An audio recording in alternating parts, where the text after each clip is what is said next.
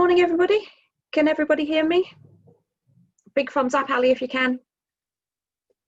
If I can find it. Yeah, I'll do it verbally. Wonderful. Right. Good morning, everybody. Welcome to this session about cybercrime and fraud in third sector. My name is Alison Stone. I am one of the hosts today, along with Ali Stewart from the Royal Bank of Scotland. We're really pleased that you've given up your time to join us today. We're hoping this will be a really useful session for you. It's very focused around the third sector and the threats that we are seeing as a sector, but cybercrime is something that impacts us both personally and in a work environment. So you're sure to get something today that's going to be really useful for you, either in your personal life or in the workspace. The format for today is you're going to get a little bit of waffling from me at the very start, really just setting the scene as to why cybercrime is a big deal for the third sector. After that, I'm going to hand over to Ali, who's going to give us an overview of the threats that we see, some of the stuff that is reported to the banking sector that cyber criminals undertake, and really just a kind of good overview of the things to be looking out for and things that you can do to protect yourself. Quite simple stuff with very little cost, but will go a long way to making sure that you're more cyber resilient.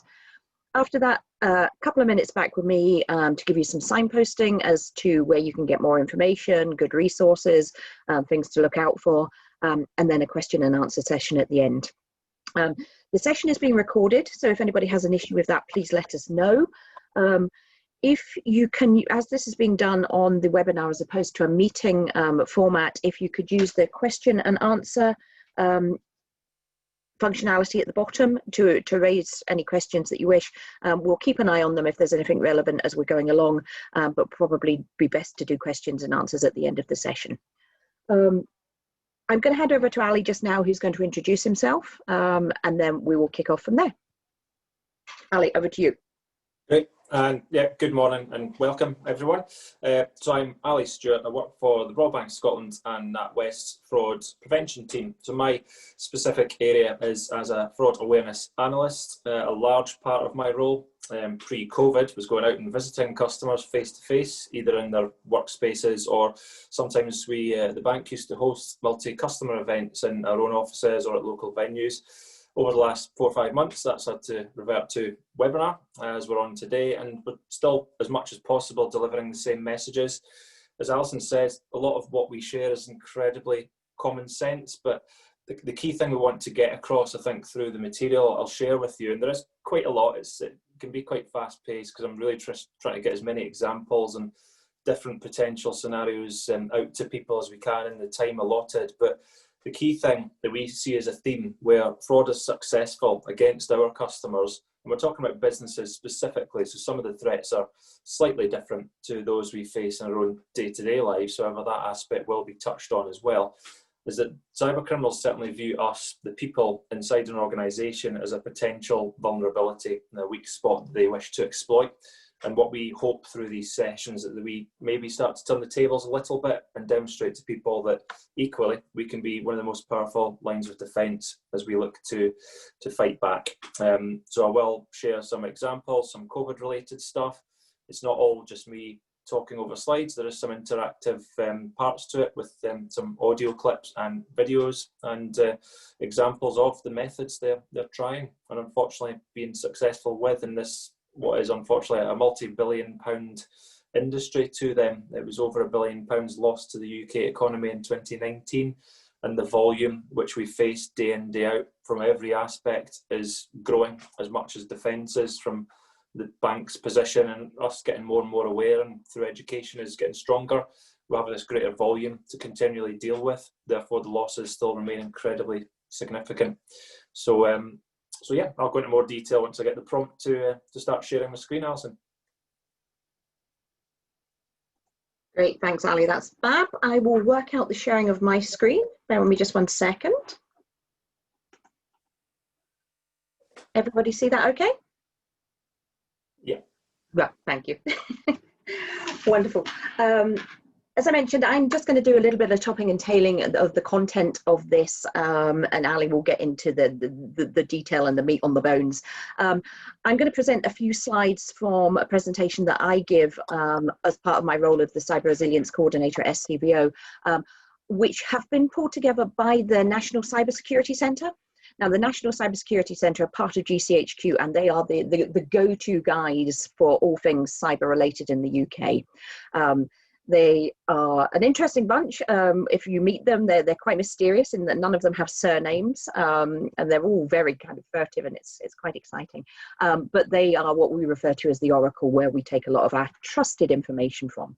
So, as I say, this is a few slides from a larger presentation, and if it's something that would be of interest to you to hear more about, we can pick that up as a separate session going forward. So, but again, just a little bit of background here. I've mentioned what National Cybersecurity Centre is, part of GCHQ. They have a mission which is to make the UK the safest place to live and work online.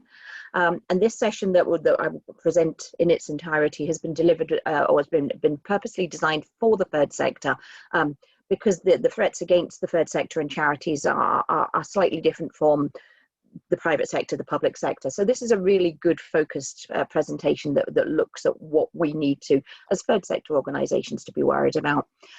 It's been developed in association with NAVCA down in England, and has been disseminated quite widely and been very well received.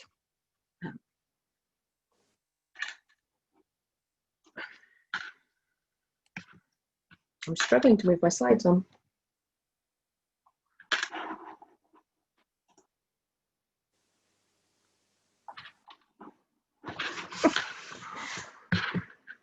Okay, this is better. Okay, so what is a cyber attack? The key word here is malicious. A cyber attack is a malicious attempt to damage, disrupt, or gain unauthorized access to systems.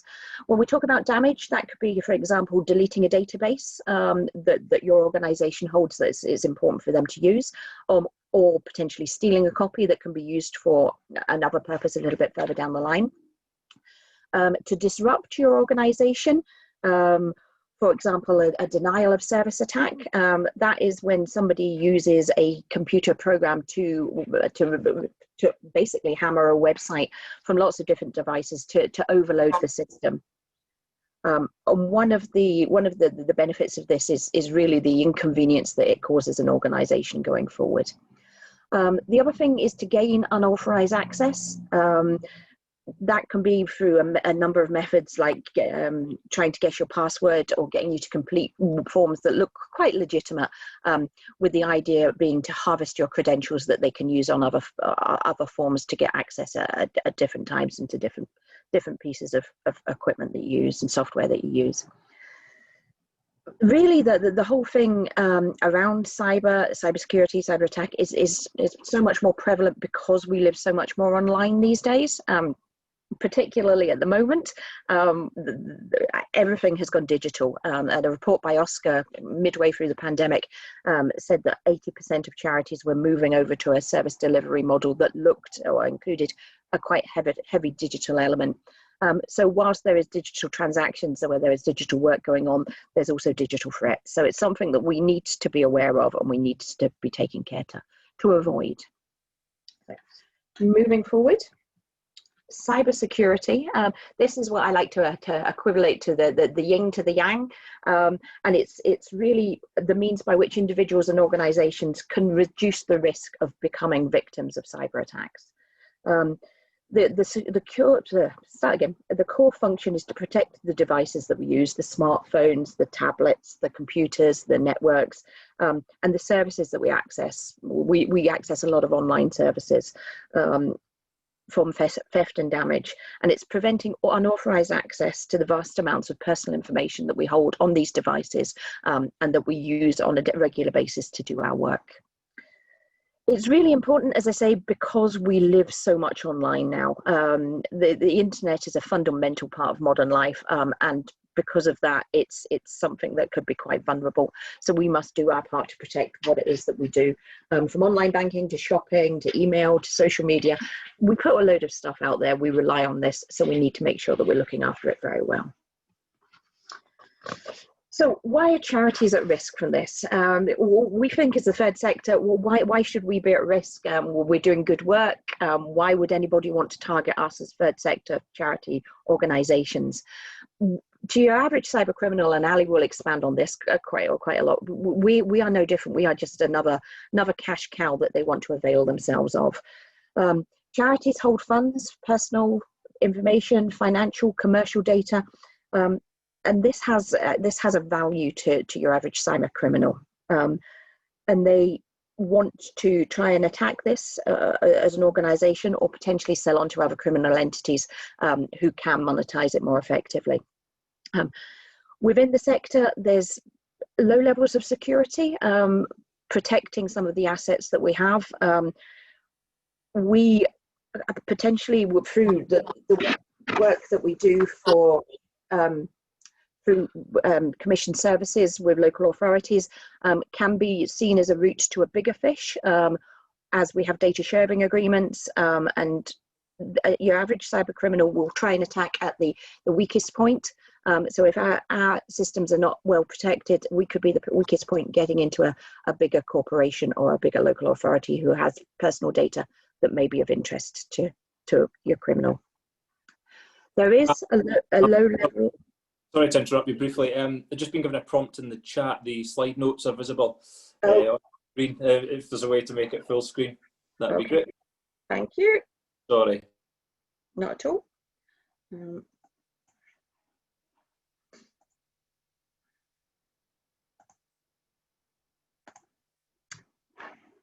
that better? That's perfect. Gone? Gone? You've come back to the notes again. Yeah, it was there. It was great. Just briefly. Oh, you've got to love technology, eh? Bear with.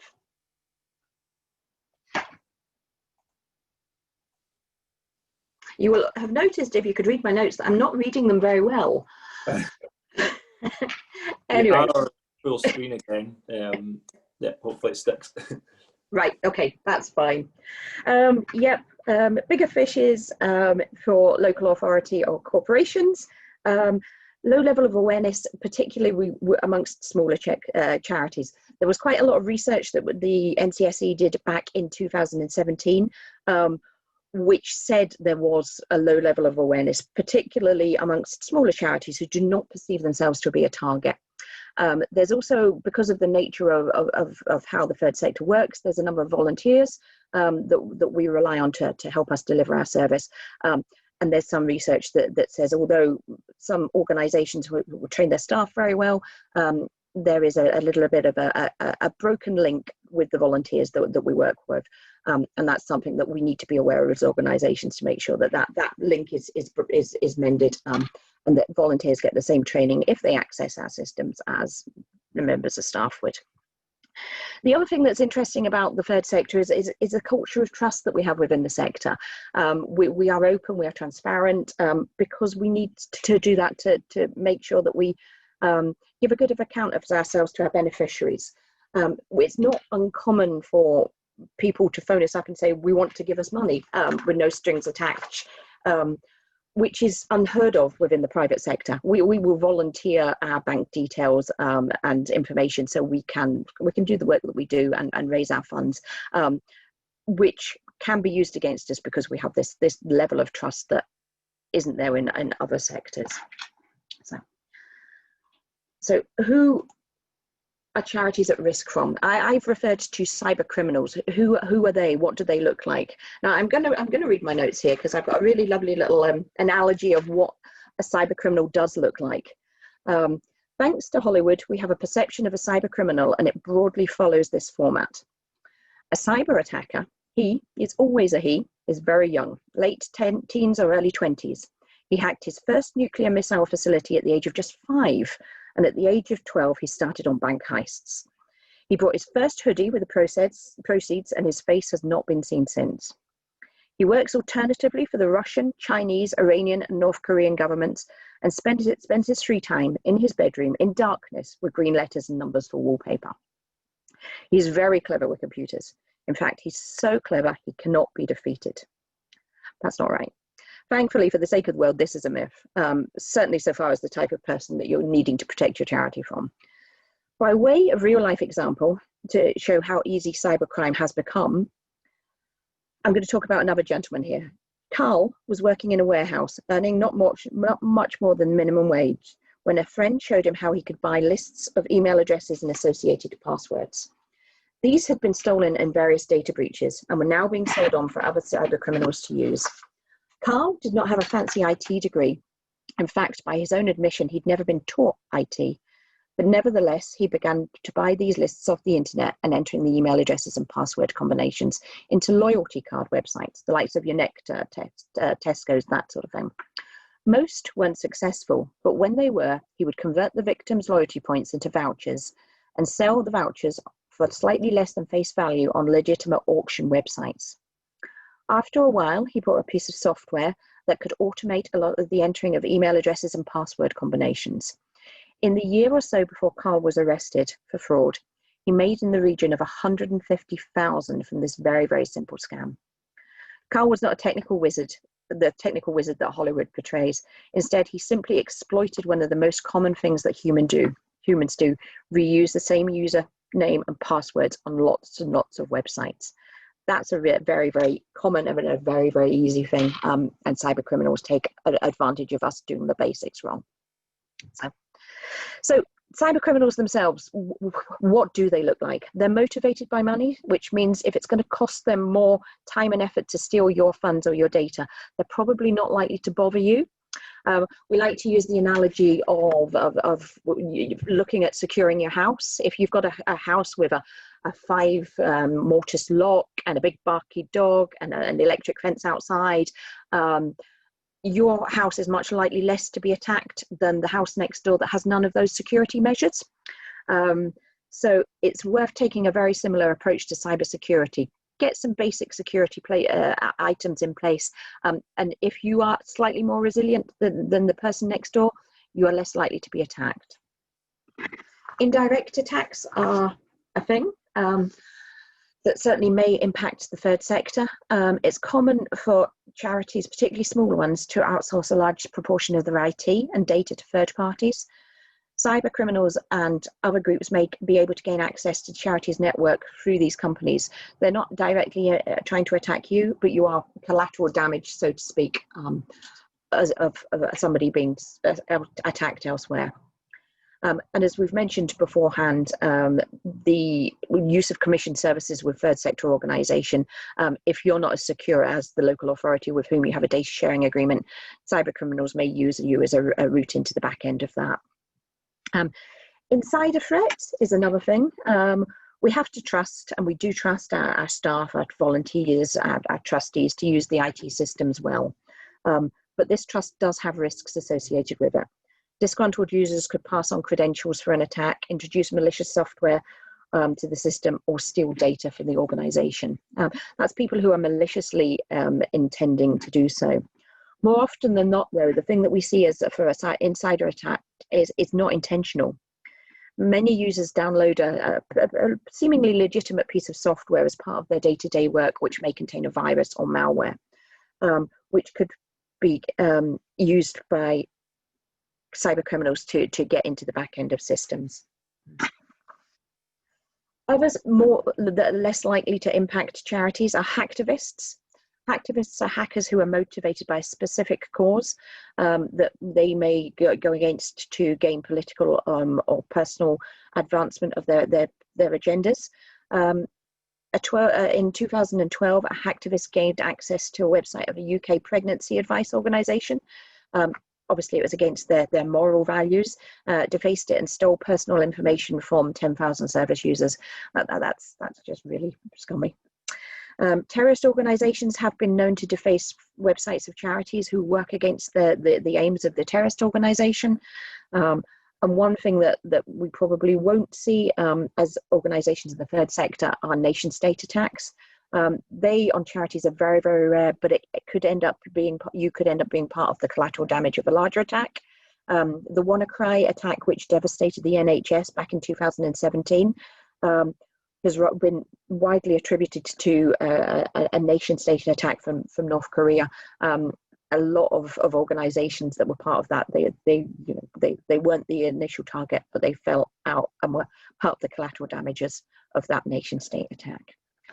Anyway, that's probably enough from me. I'm going to hand over to Ali, who's going to tell you a little bit about the threats that the bank are seeing and what we can do to protect ourselves that little bit more closely. Over to you, Ali. Perfect. Thanks, Alison. That was really interesting. While I just revert to my slides, I just want to back up something that Alison has really explained very well, but I'm just going to enforce it even more about the whole aspect around morals. I mean, first of all, we're happy to share that within the bank, certainly when we look at our losses, I would confirm that the charity sector is unfortunately remaining one of the most heavily targeted. When we consider that aspect about morals, though, when I entered the current role I'm in just over 2 years ago, what I experienced quite quickly, and it left me in no doubt as to the lengths cyber criminals will go to defraud us, and the fact they just don't care. It's just about the money. Is when I read there was a trend. Thankfully, it never really escalated into anything more significant. It was a very localized trend, but there were some known examples in this country of people obtaining details of children who had passed away very young, who would have been approaching the age of 16, therefore eligible for bank accounts, which could have debit cards and such like. Through that social engineering and harvesting of information, they were obtaining enough information to open accounts and then use those accounts in deceased children's names for the purpose of money laundering. It doesn't get much lower than that, and just never be in any doubt as far as how low these people will sink, unfortunately. So I'm going to commence my presentation. The first section of this focuses on social engineering, which will hopefully enforce what Alison's just covered around the gathering of information and how they then use that to build up to a more complex crime. Never be in any doubt, the lengths and the networks of people that are working together to gather these details. They will search for publicly available information on an organisation and its employees to build up a detailed profile of potential targets.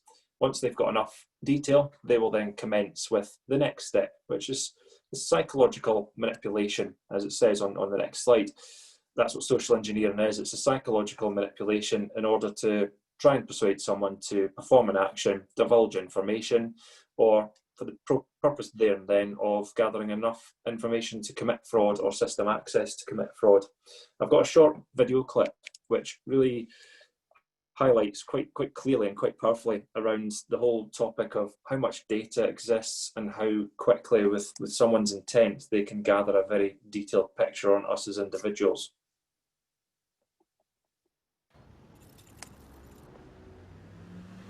Oh, hi, can I help? Can I have a hot chocolate? What's the name? Joelle. What was the name? Alex. Alex. There you go, Johnny. Cheers. If you like our Facebook page, we give you a free hot drink and a free pastry. We have a new line for Damien. We have a new line for Damien. Hey, Carly, are you standing by? Standing by. Hi there, can I help? Yeah, just liked your Facebook page. Okay, I'll search Facebook I'm now. searching Google. Have a phone number. I've got his email address. Okay, Carly, are you ready? For information on Damien. Yep, I am. Mother's maiden name is he banks with Carly, this is the girl coming in now with the blue scarf. What's her name? Nicholas. Nicola. His date of birth, 7th May. She lives at 38A. Just be a couple of seconds. 2 children, age 4 and 6. Previous address. She's got the postcode. Yep, got it. Damien, age 26 and a fitness instructor. How do you know that? Brody, who goes to UCL. Martin, who went to South Thames College. Assistant psychologist at Great Ormond Street. I don't really understand.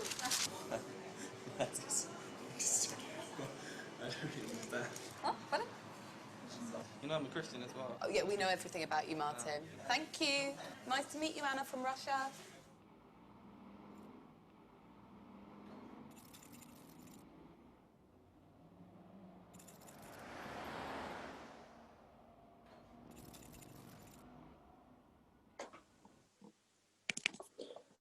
So there, what we've just seen with the simple starting point of allowing someone access to your data, in this case through liking a Facebook campaign.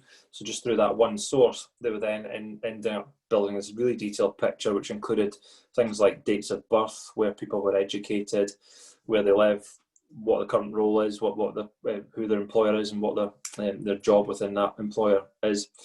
Quite frightening. I just want to signpost something as well. Actually, there's a follow-up email full of content, and sometimes we get people asking about sharing a link to that video we've just showed, because they like the idea of maybe sharing it with a more wider workforce. One of the links in the follow-up content refers to Detect and Protect. It's a 20-page pack which the bank have produced, and at the back of that there are YouTube links to that video, plus some others we'll show, and many which we don't actually. So loads of content there, and I'll touch on that again at the end.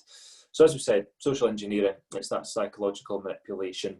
The various forms that we witness in our day-to-day lives, now this could be personally, it could be as part of the workforce, are bullet pointed here. I'm just going to touch on, in relation to what's on screen just now, some non-bank orientated stuff, because I've got some bank examples which I'll work through before I then cover off the top threats our customers see at the moment. So on the topic of phone frauds or vishing, one thing that's very common, it tends to go in real waves where you hear about it for quite a lot, then it goes quiet, and then it comes back, and it's been very consistent like that over the last couple of years, is that call from supposedly a BT engineer, or from Virgin Media, or from Sky, or whoever your home broadband provider may be.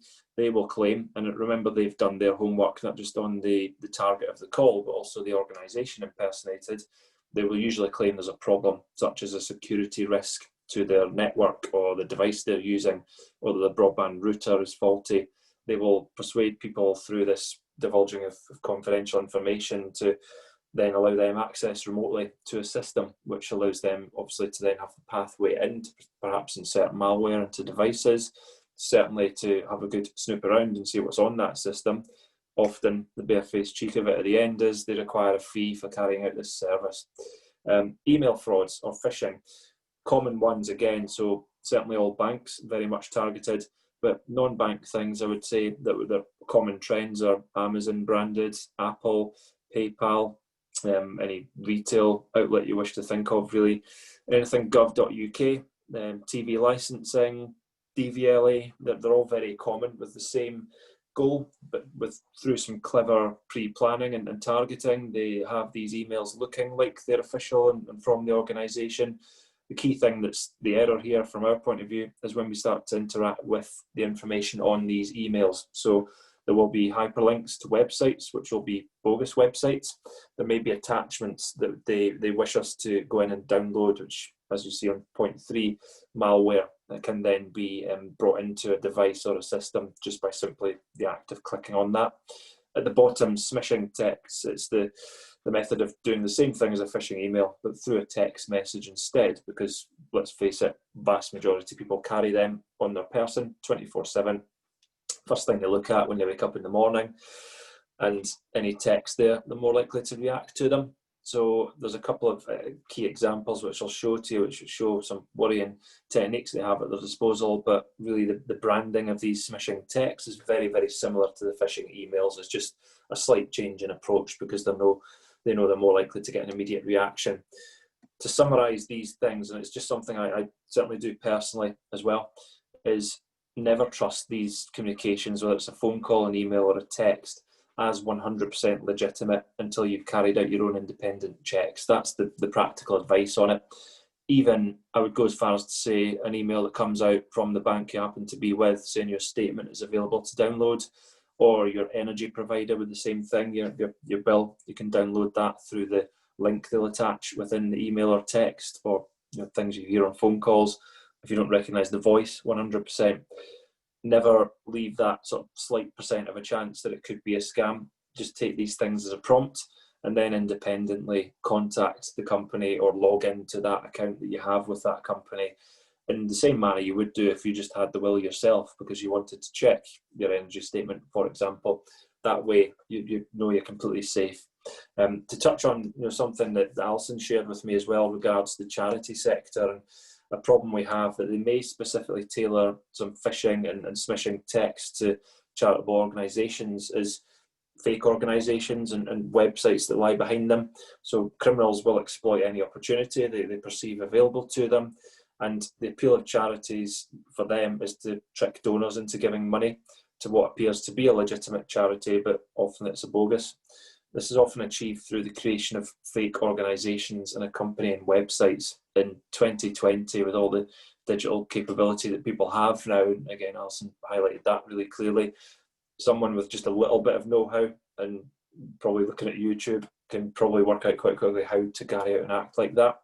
What criminals also do is react very quickly and try and exploit disasters and global events to try and steal donations in that factor. So we're seeing it with COVID-19, and I've got some examples.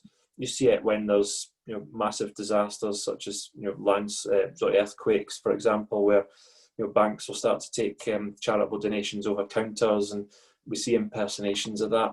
So it's just something else just to think of another layer and just again reiterate that point. If there's an opportunity out there, cyber criminals can watch what's going on in the media and changes in certain industries and high profile events. Even at a lower level, they know what businesses are working on, what projects are happening, what invoices perhaps might be passing between one company and another. They will exploit that if they get that inkling that there could be an opportunity.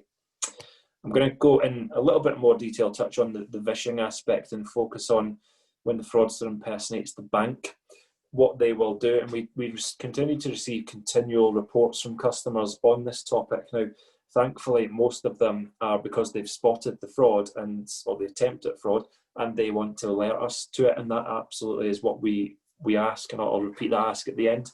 Share that intelligence with us because we can alert other customers to what's going on. Usually, when the bank are impersonated, the fraudster will claim there is a problem with your account. So it may be transactions that are suspicious, it may be attempted logins from devices or locations that are not known, because banks and other organisations are starting to learn what's normal patterns for people and building up that intelligence to help protect people. Bank staff under investigation, so it touches on something else and mentioned around the topic of insider fraud, and it is something that experts are predicting will start to become a bigger problem, because at the end of the day, what better way to defraud an organisation than having access to its internal systems and knowing the structure inside and out and what's going on. Fraudsters do regularly claim that bank staff are under investigation, and as a result, the organisation or the individual's money may be at risk. What they'll often ask people to do in that situation is transfer money to what they refer to as a safe account, so often empty the account basically because of the risk to those funds. They have, again, a lot of credibility in terms of the research and the way they come across and the language they're using. It will often sound like that organisation they're impersonating. And in that minority of cases, some people will transfer large sums of money to this apparent holding account to help the team investigate further. It's just simply not how that matter, and it's extremely unlikely the case that it would occur would be handled. Banks can freeze accounts in such a way where nothing moves on them in or out unless authorised by the right people. To add on that point as well, sometimes they will ask or impersonate the police in the same fashion, and again it's the same thing. The police would never ask people to move money unexpectedly. Ultimately what they're trying to get to is people's login credentials, and importantly those smart card or digital card reader codes that come in at the end, which is the final piece that authorises a transaction. How can you help protect yourself? So please do not trust the caller just because they have information about you. So hopefully between me and Alison have made that point really clear, that people are prepared to do that. This is a full-time occupation, and the money they can extract from us is lucrative, and they're perfectly prepared to do that. They'll use technology to make the number that comes up on your handset appear like it is from a genuine business or individual even. Caller ID manipulation is very easy to do, so never take that as a sign that you should trust the call. As I've said, please never transfer any money at the request of an unexpected caller over the phone. Please instead independently find the number you should be calling that person or organisation, and only then continue the interaction once you have completely satisfied yourself that it's genuine. A reminder, banks will never ask you for the full PINs and passwords. It's only ever partial, say 3 characters from each, as an example. There was an advert another bank put out it was Barclays actually, and this is an example here. I will praise where it's due, because banks, yes, fiercely in competition, but when it comes to fighting against fraud and helping customers, banks are very good at working together, and that's getting better and better. So it's right to call out when something's done well. There's an advert, actually probably about 2 years ago now, where it was set in a call centre, where a lady customer calls the call centre and the operative pretends they didn't hear one of the characters from the password they were asked for, and then asked for different numbers. And that was just to highlight a trick that fraudsters will use with people. So claim they didn't hear it, but ask for different responses, so they can then harvest the entire sequence. So we should never give out more than the 3 points asked for, but it's very easy as people to be manipulated, and another reason to be completely on our guard. To give you another couple of examples of things that fraudsters are trying, this is just essentially a tweak on a trend which already existed, which is a phishing email example, branded as gov.uk, so it looks professional, and some of the content in these such emails will often be extracted from genuine emails that are going around. It is simply the links that are included and some of the commentary in them that is wrong. This particular case is talking about someone being eligible for a tax refund due to a new tax refund program linked to COVID-19. So again, it's that exploiting of an opportunity that's out there. The money they're talking about, £128.34, is for most people not life-changing, but certainly nice. It's welcome. It's probably enough to get people's interest, and they hope that there is that small minority that would click the link in the middle that says access your funds now, which undoubtedly will take you to a fake gov.uk website, whereby the user would input an abundance of information in order to process this tax refund claim. Another example, which is more common, of the type of thing that banks are targeted with when they're impersonated, which is a extraction of a genuine email, which was actually going around at the start of last year, talking about some updates to the information we hold on people's online accounts, which was to help us perform 2-factor authentication and protect people, ironically. They have simply copied and pasted some extra information in, which is the bits at the bottom, the confirm tab, or the incredibly dubious looking URL they want you to follow, which is to go to the online banking site and again provide that information. Part of the process, if you are redirected to that site, is to input the login details. Likelihood is that cyber criminals will even have a page open at the same time, and we'll just simply be asking for you to input what's required to log into that account. And then next thing, information gets updated, and even transactions can be created and authorized from that type of email. So another reason, if it's not expected and not 100% certain to be genuine, please log in independently and not follow the links that are in emails such as this one.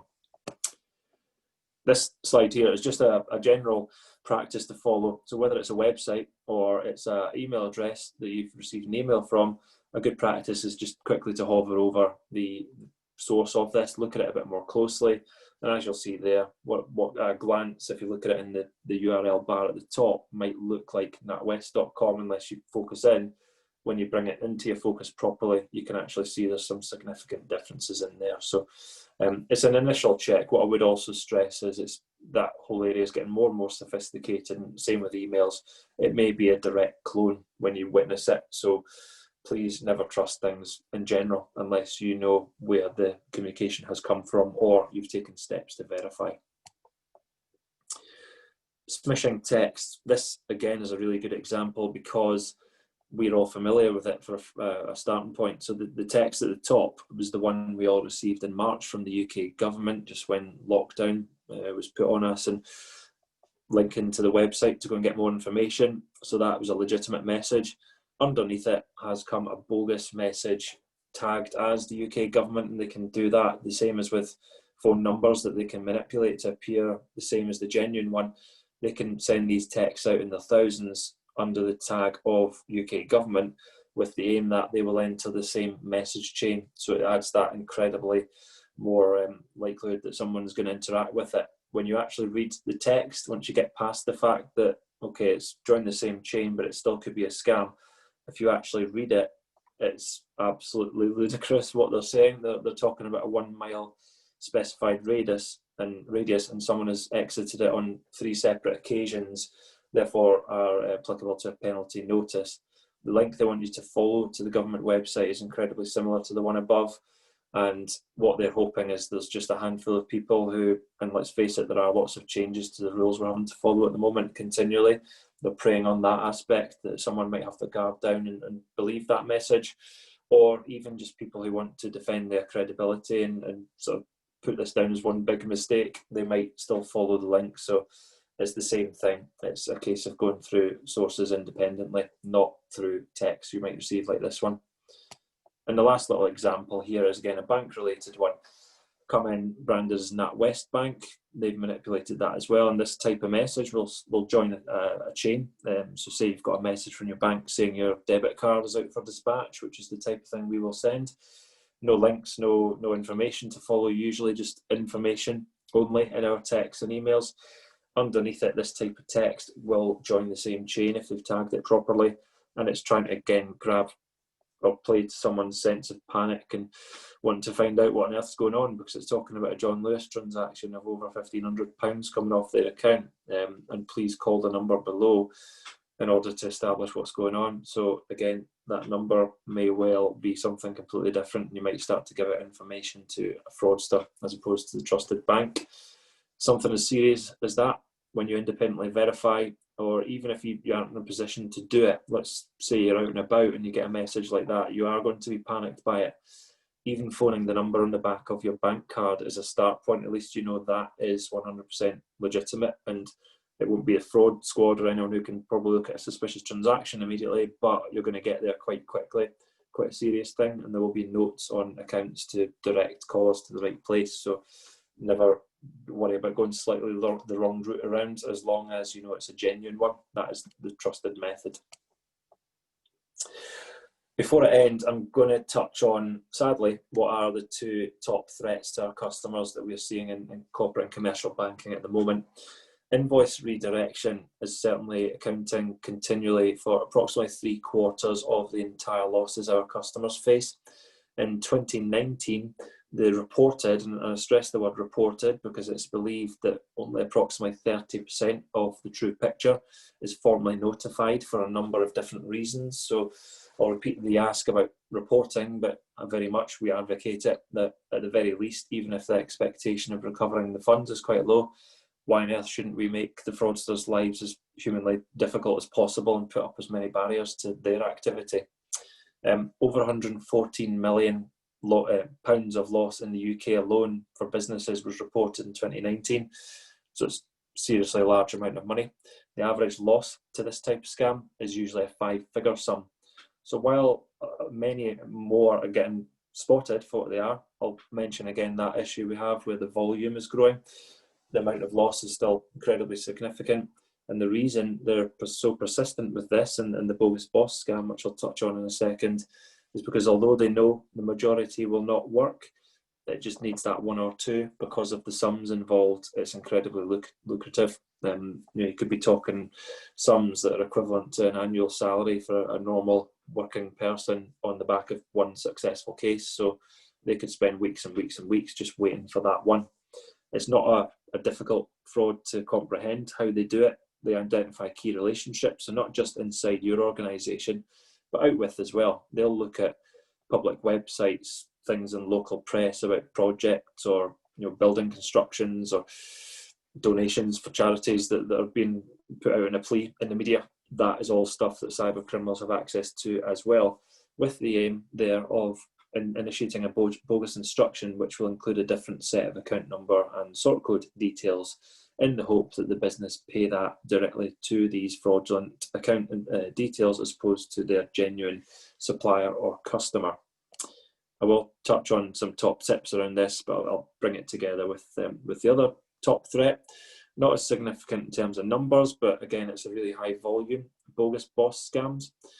80% of organisations have reported to attempts at this type of scam. And again, it's a very low strike rate. There were only in 2019 676 reported cases of it officially, but please remember the 30% reporting rate that they expect as well. The loss on average again was a 5-figure sum. what the email will contain. So we call it the bogus boss fraud because it's usually coming apparently from a boss or someone more senior in an organisation as a spear phishing email with a very urgent payment needing to be made, or just simply checking, are you at your desk just now, in order to carry out something for me. The boss may be having access issues to Bankline or their online platform, therefore they want you to do it for them instead. They may also, as the point refers to at the bottom, refer to a cut-off point, such as CHAPS payments or international payments that get made. There are times in the day where they must be in the system or they won't go, and that can have a knock-on effect if it doesn't happen for genuine transactions. So that really does put a sense of urgency, and maybe people's decision making can fall down because these factors going on around them. Please, and there are some other points on here, but the bit in the middle on the right is the one I really want to stress.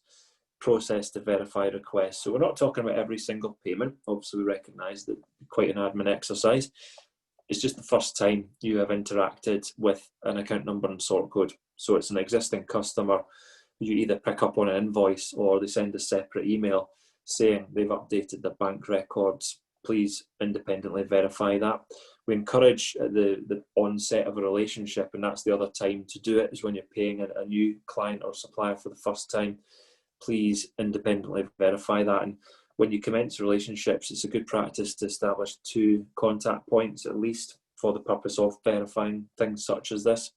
The world is turning in more and more in such a way where you should get less of the sort of defensiveness when you contact. So let's just say you've been in a meeting with a customer and they're going to invoice you, and it's all discussed, and then that invoice comes through with an email address looking very similar to the one you expect, with the details you expect at the time you expect. Never be afraid to contact that customer still, say by phone, through trusted records you previously obtained from them, just to check that that email did indeed come from them. There's so many cases where that is the step that is missed out, and unfortunately they lead to the losses.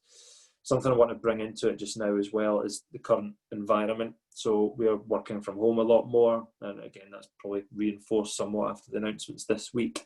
And I am reading a lot in the lost cases about, yes, the organisation has a process for this and we would normally verify, but because of coronavirus, because of working from home, that step was not followed, and there is that extra risk with us not being co-located with colleagues in many situations in offices and working remotely.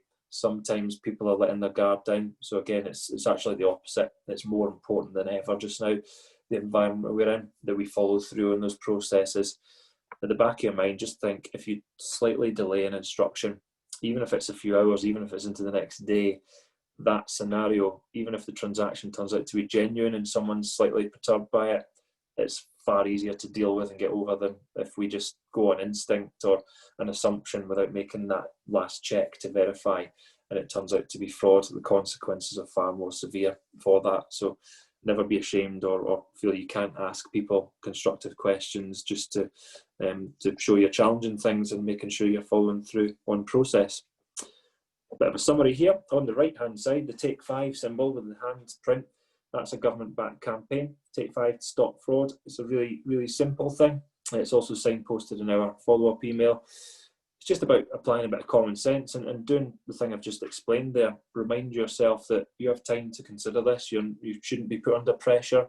Talks about phone calls again quite a lot. And again, if it's very one-way heavy and you feel you're even struggling just to get the words "I'm not interested" by out, which is often how it is with these phone calls, just put the phone down. That's always your right. Never feel like you're harassed or pressured, or if they keep referring back to the seriousness of something. Let's say again it's a banking call and there's transactions and so on, and they understand you might feel unsure about the call, but this situation's going on, we need you to deal with it now. A bank or another organisation about a different matter wouldn't probably approach it in that way. They would fully understand that customers need to make sure something's legitimate. So that's really what that campaign is all about. Some of the points on the side that we just want to reiterate, that where we're coming from in our role is that staff awareness and education is probably the key thing we can do as we fight back. So continue to share as many examples and educate people through any sources which are available that you can. And again, some of which I'll show you. Independently validate any payment requests where the account number and sort code are not ones you recognise. introduce and follow a documented process and continually review it. Things like changes in working environment are a reason to just double check, well, how does that affect the way we authenticate payments and the operating rhythm we have in our organisation just now? It probably will affect it. So please look at your fraud management frameworks in that light, that they need continual review. And culture, if fraud is something we accept is out there and is a threat to us all, and actually we openly talk about it and share awareness, the culture gets stronger. And also a company's stance against any sort of wrongdoing from an insider fraud perspective, that type of culture, that there's consequences for staff who commit wrong in that process, that is a good deterrent to insider fraud as well. So culture can mean a couple of different things there. What can you do next? So I'm just going to point you in the direction of a couple of other sources. So first of all, there's a slide here, and this is again just to repeat the plea. We want at the bank everything reported. So this is obviously only applicable for those that bank with the Royal Bank of Scotland. However, it may play a part even if you don't. So the first tab is just simply the number to call to report fraud. It is in our follow-up content we'll send you, so I'll not dwell on that here.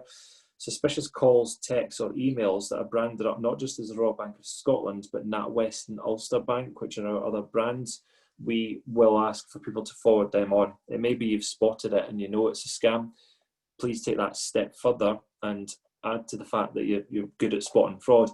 Tell us and the organisation concerned, and I'd say other banks want that, government want that information as well, and they've all got means in which people can report any suspicious activity. That's intelligence for companies. That's how they get the correct messages out on their social media platforms, or when people log in, pop-ups coming up just to alert you to scams. It also kind of drives the activity at our side in terms of the banks or other businesses' internal defences as well. It's that direct line of intelligence that's coming from customers. So that's the end of my slide presentation. I'm just going to show one website, which is one of the links in the pack we'll follow. It's something that's been produced. It's the Royal Bank of Scotland Business Hub. The link to it, like I say, is on the email template. It's not just fraud related. If I go into sectors here, as you'll see, there's a whole section, analysis and help and information that's relevant to sectors, and charities and third sector absolutely is one of them. Recently, we have created, if I can find, cyber security. So if you go to business guidance and then cyber security, and this tab here, cyber security, a guide for small businesses. This has been produced in conjunction with Alison's clear advocate, as am I, National Cyber Security Centre. And it's more about that cyber aspect and helping organisations protect themselves from cyber attack, and lots in there about password security in the most effective form. So there's a PDF, as you'll see on screen here, which you can download. So yeah, hopefully you can make use of sources such as that just to further empower your workforces. That's me finished with the presenting, so I will come back on camera, stop screen sharing. Wonderful. That was great, Ali. Thank you very, very much. There was a nice balance of scaring people senseless and giving us some really good advice as to what to do about it. So thank you. That was a really, really valuable session. From my perspective, just a little bit of signposting, which is more sector specific. Ali's mentioned the NCSC Small Business Guide. There is an equivalent small charity guide, which is available from the NCSC website. I would encourage any organisation that are interested in a little bit more charity-focused information to get a hold of a copy of that. There's also a really good resource called the Board Toolkit, which is available on the NCSC website. And that's a really good resource if you are wanting to try and get board engagement and really raising the profile of the cyber as a risk on your risk register. So do have a look out for the NCSC Board Toolkit. Another couple of things worth mentioning, Ali mentioned the suspicious email reporting for RBS. NCSC have their own suspicious email reporting service. That launched, I think it was April time. And what they do is when you report a suspicious email, that is then used by the NCSC to take that URL down and to stop people being scammed. Since it's been launched, they've had over 2 million emails reported, suspicious emails reported. It's not very time consuming, and it just helps reduce that level of threat and nonsense that's out there for us. Underreporting itself is a big thing for cybercrime. If you feel that you are a victim of cybercrime, obviously report it if it's financial to the bank, but also report it to Police Scotland so they can get a full and comprehensive picture of what's going on and support you in trying to sort out any issues that you have. The best number to report this for Police Scotland is their 101 number. Another thing worth mentioning is the Cyber Resilience Bulletin. We started producing that in association with SBRC, Scottish Government, the Police Scotland at the start of COVID. It's now a monthly bulletin, but it's chock-a-block full of really, really good and very current and topical information. So if you're not part of the mailing list for that, please do let me know and I'll make sure that you get added to that. Part of my role, as I say, is to go and do training education sessions like this. The likelihood of leaving my bedroom to do those anytime soon is pretty remote.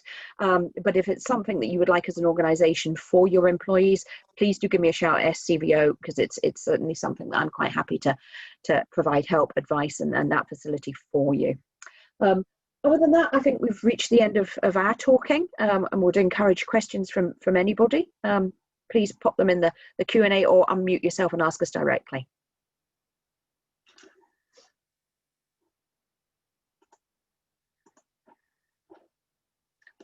Stunned silence, Ali. Stunned silence. Bamboozled them with all the things that I've got to go and furiously deleting Facebook profiles and such like. Right, we've got a question here from Karen. What is the car accident scam that always comes up? Oh, it's bloody annoying.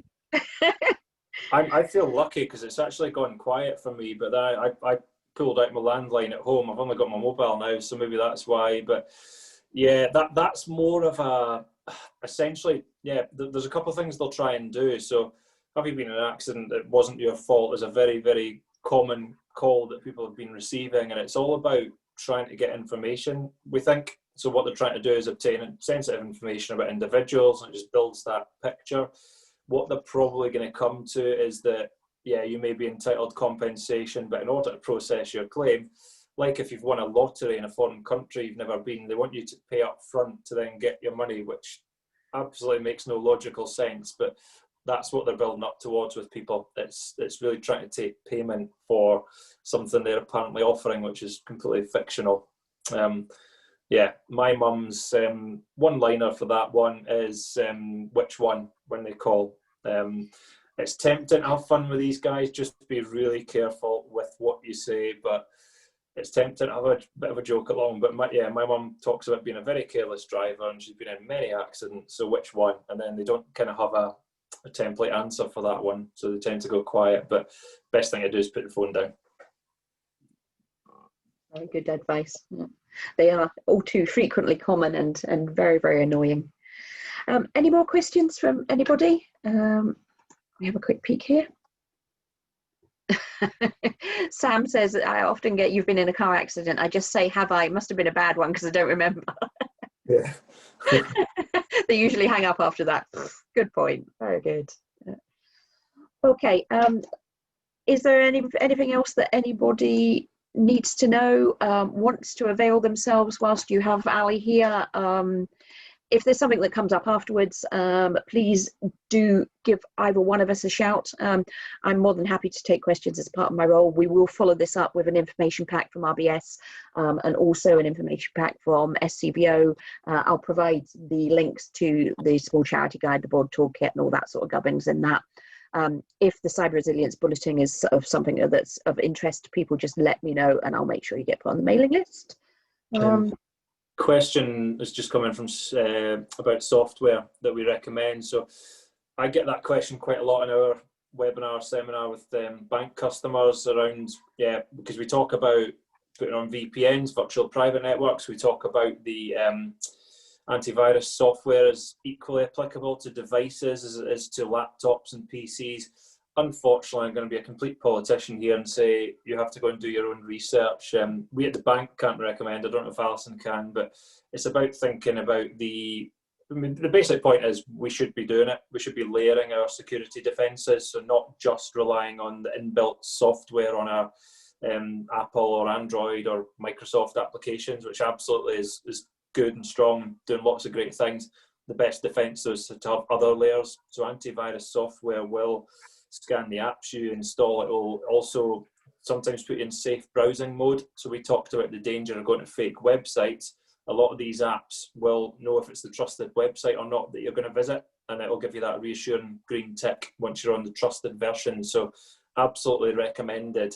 I would say do your research and work out what's the right fit for you and the device you're going to use. And I guess the underlying thing that is usually recommended is that the free ones are what they are. They're going to be very limited. So the paid subscription applications are usually the ones that give you far more comprehensive, and they probably cover multiple devices in a lot of cases as well. So it's well worth some research. But yeah, aside from saying it's a recommended action, I'm not allowed to promote specific names, unfortunately, because we don't have a tie-in with anyone.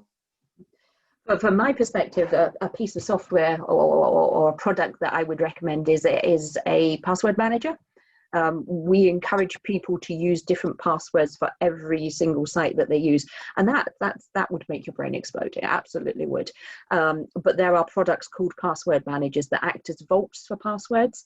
You have to remember the main one to get into them, but there are a number of these which they can generate passwords for you, or you can use them as a facility for saving your passwords. NCSC have got a very, very good advice on their website about looking and using password managers, and a little bit about the security of those. So it's definitely something worth considering. There's a lot of free products out there, but just to get you into the way of using different passwords for different websites, it's a good tool to avail yourself of. So that's my bit. There's another one come in around cyber insurance, and typically what cover do you need?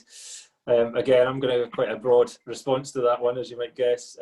It's something actually I did a webinar with, so that the bank use a broker, Gallagher's Insurance, to look at that proposition for its customers. We would never use this platform as a kind of hard sell environment. And if any of you happen to be on the webinar, if you bank with the Royal Bank, we're on last week, you'll hopefully have seen that. It's just about highlighting another option. The gown there was really good and comprehensive, and it is about the needs of your business specifically, and that's something that's going to be tailored. So I would say if you bank with the Royal Bank of Scotland, and especially if you have a relationship manager that looks after your connection, it's about engaging with them, and they can set up those conversations to really go into the specifics of your organisation and then tailor something to that. What I do know from the webinar last week is that more people are starting to do it, but it's still probably a minority that have these policies, and there was a bit of a diminishing of a myth about how expensive it might be as well, which was reassuring. So definitely the person that put that in, it's definitely worthy of researching your option, and then you can make that informed decision. Like with any insurance, really, it's just gathering that detail to know what's right for you and making that choice. From my perspective, another plug for the NCSE, who I really should have shares in, because they're all the only people that I mentioned. They did a blog quite recently and some information on cyber insurance. So it's definitely worth going onto their website and having a look at that. Another thing that it seems to be a kind of closely guarded secret, if you get current Cyber Essentials accreditation via IASME, who are the accreditation body, there is an element of cyber insurance included within your Cyber Essentials accreditation. I don't know the details of the policy. I don't know if it's worth the paper it's written on, but it's maybe something that's worth looking into as well. So that's a couple of helpful hints from me. Okay, any more? I don't think so. Stunned silence, Ali. I think, yeah, they're either all asleep or they're frantic, making themselves well. It's reassuring. They were obviously paying attention, so that's always good. Grand. Okay, well, I think we will leave that there. As I say, please do reach out to either one of us if you have any questions. Hope you've had an enjoyable session. Hope you've taken away a few things that will make you that little bit more cyber secure. And yeah, thanks very much for your time. Thanks.